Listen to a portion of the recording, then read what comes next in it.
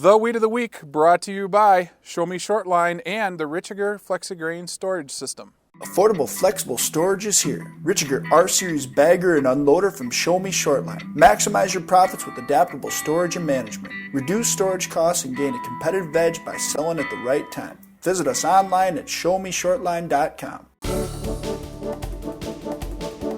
Oh, Brian, it's tough to control weeds, especially when they're giants.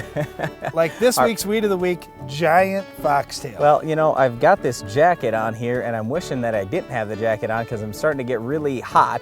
And when it does start to warm up in the spring, one of the first weeds you're going to see, it could be one of the foxtails. So you might say, well, I don't know if I have yellow foxtail or green foxtail or giant foxtail. How do I tell the difference between the three? Well, some of them are pretty easy to tell. For example, yellow foxtail has long tufts of hair at the base of the leaf blade right where it hooks up to the stem. That one is one of the easiest grass weeds to identify. With giant foxtail, the way that this one's a little bit different, giant foxtail is hairy all over. And it's got a hairy ligule, and it's got hairs on the top and lower sides of the leaves. It's got hairs up the stem. So if you've got a foxtail with hairs all over the place, chances are giant foxtail. Okay, so if you got giant foxtail, how are you going to stop this thing? Let's start in wheat, because wheat is where we seem to see the most problems with this particular weed anymore, because guys aren't using a pre-emerge herbicide. What can you do pre-emerge? What can you do post? Gee, Brad, thanks for giving me that lead in. We would like to see you use Prepare herbicide as a pre-emerge in wheat.